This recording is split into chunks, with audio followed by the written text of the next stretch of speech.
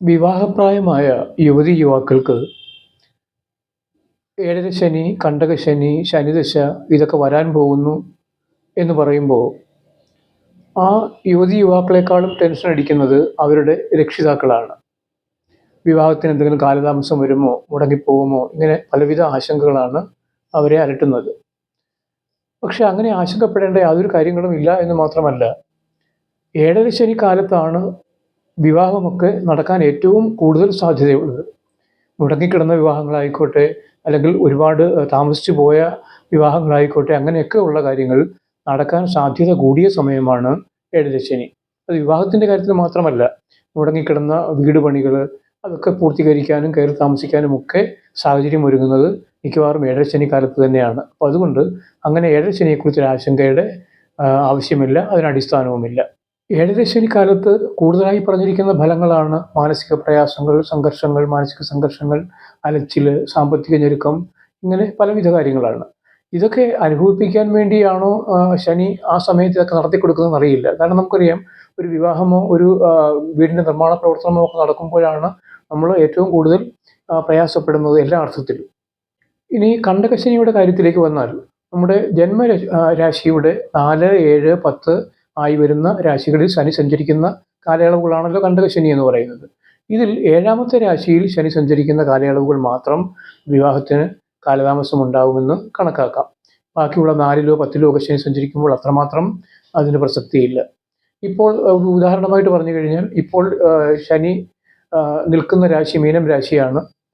അതുകൊണ്ട് തന്നെ ഈ ഉത്തരത്തിൻ്റെ 3/4 ഭാഗം, അത്തം, ചിത്തിരയുടെ പകുതി ഈ രാശിക്കാർക്ക് ഇപ്പോൾ 7ാമത്തെ രാശിയിലാണ് ശനി സഞ്ചരിച്ചു കൊണ്ടിരിക്കുന്നത്.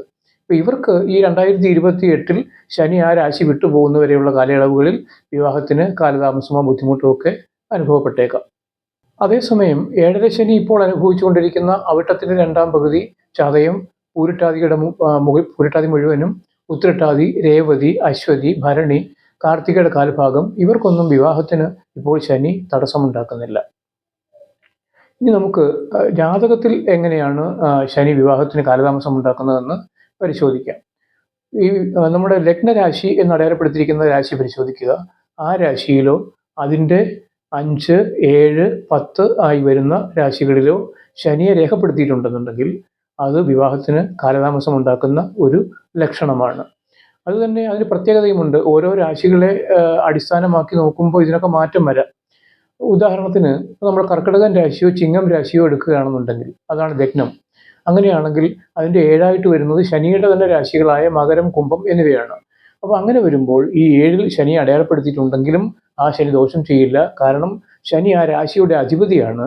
ആ നിൽക്കുന്ന അധിപതി ഒരിക്കലും ഒരു രാശിക്കും ദോഷം ചെയ്യുന്നില്ല. അതേപോലെ തുലാം രാശിയോ ഇടവൻ രാശിയോ ലഗ്നമായാൽ ആ 2 രാശികൾക്കും ശനി യോഗകാരകനാണ്. അതുകൊണ്ട് തന്നെ അത് 7ൽ നിന്നുള്ളതല്ല, എവിടെ നിന്ന് കഴിഞ്ഞാലും ആ രാശിക്ക് ദോഷം ചെയ്യില്ല. ഇനി മകരം, കുംഭം ഈ രാശികൾ ശനിയുടെ സ്വന്തം രാശികളാണെന്ന് പറഞ്ഞുവല്ലോ. ആ രാശികൾ ലഗ്നമായിട്ട് 7ൽ ശനി നിന്ന് കഴിഞ്ഞാലും ആ ശനിയും വിവാഹത്തിന് കാലതാമസമോ ദോഷമോ ഉണ്ടാക്കുമെന്ന് പറയാനാവില്ല. ശനി ലഗ്നം 5, 7, 10 ഈ രാശികളിലൊക്കെയാണ് നിൽക്കുന്നതെങ്കിൽ വിവാഹത്തിന് കാലതാമസം ഉണ്ടാകുമെന്ന് നേരത്തെ പറഞ്ഞുവല്ലോ. പക്ഷെ അങ്ങനെയാണെങ്കിൽ പോലും അത് ശനി ദശാകാലത്ത് അത് ബാധിക്കപ്പെടുന്നില്ല എന്നുകൂടി ഓർക്കണം. 7ാം ഭാവവുമായി ബന്ധപ്പെടുന്ന എല്ലാ ഗ്രഹങ്ങളുടെയും ദശാകാലങ്ങളും അപഹാരകാലങ്ങളും ഒക്കെ വിവാഹത്തിന് അനുയോജ്യമാണ്. അപ്പം അങ്ങനെ വരുമ്പോൾ ഈ 5 നിൽക്കുന്ന ശനി 7ലേക്ക് ദൃഷ്ടി ചെയ്യും. അതുകൊണ്ട് തന്നെ 7ാം ഭാവവുമായിട്ട് ബന്ധം വരുന്നു. 10ൽ നിന്നാലും അത് തന്നെയാണ് അവസ്ഥ. പിന്നെ 7ലും ലഗ്നത്തിൽ നിന്നാൽ ആ രാശികളുമായിട്ടുള്ള നേരിട്ടുള്ള ബന്ധവുമായല്ലോ. അപ്പോൾ എങ്ങനെയാണെങ്കിലും ശരി, ആ 7ാം ഭാവവുമായിട്ട് ബന്ധപ്പെട്ട് ശനി നിൽക്കുകയാണെന്നുണ്ടെങ്കിൽ ആ ശനിയുടെ ദശാകാലത്ത് വിവാഹത്തിന് കാലതാമസം, അപഹാരകാലങ്ങളിൽ പോലും വിവാഹത്തിന് കാലതാമസമോ തടസ്സമോ ഒന്നും ശനി ഉണ്ടാക്കില്ല. അതുകൂടി ശ്രദ്ധിക്കേണ്ട കാര്യമാണ്. പുണർദം, വിശാഖം, പൂരിട്ടാതി ഈ ആൾക്കാർക്കൊക്കെ അവരുടെ വിവാഹ സമയത്ത് തന്നെയാണ് ഏതാണ്ട് ശനിദശയും കടന്നു വരുന്നത്. അപ്പോൾ മുൻപ് പറഞ്ഞ ഗ്രഹസ്ഥിതികളുടെ പ്രത്യേകത പരിശോധിച്ചിട്ട് വേണം നിങ്ങൾ ഒരു തീരുമാനത്തിലെത്താൻ. വിവാഹത്തിന് കാലതാമസം ഉണ്ടാകുമ്പോൾ വെറുതെ ആശങ്കപ്പെടേണ്ട ആവശ്യകത അവിടെയില്ല. ശനി നമ്മുടെ ജന്മരാശിയുടെ 7ാമത്തെ രാശിയിലൂടെ സഞ്ചരിക്കുന്ന 2.5 വർഷത്തോളം കാലം വിവാഹത്തിന് കാലതാമസം ഉണ്ടാകാൻ സാധ്യതയുണ്ടെന്ന് പറഞ്ഞുവല്ലോ. അങ്ങനെയാണെങ്കിൽ പോലും നമ്മൾ ജാതകം പരിശോധിച്ചിട്ട് ആ രാശിയിൽ ശനിയുടെ അക്ഷങ്ങൾ കൂടുതലുള്ള രാശിയാണെന്നുണ്ടെങ്കിൽ ഇങ്ങനെ ദോഷം ഉണ്ടാവുകയുമില്ല.